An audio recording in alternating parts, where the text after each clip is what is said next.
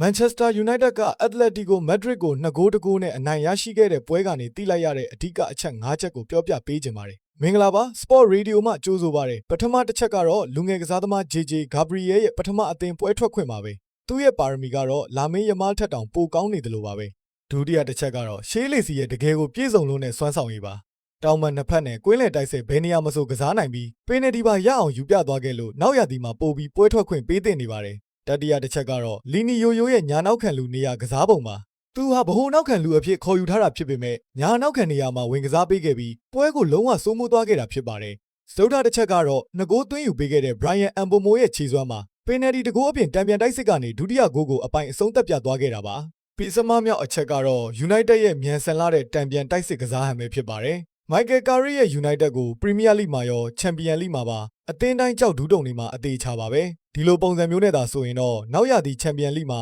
Manchester United ကိုဘယ်အသင်းမှတားဆီးနိုင်တော့မှာမဟုတ်ပါဘူး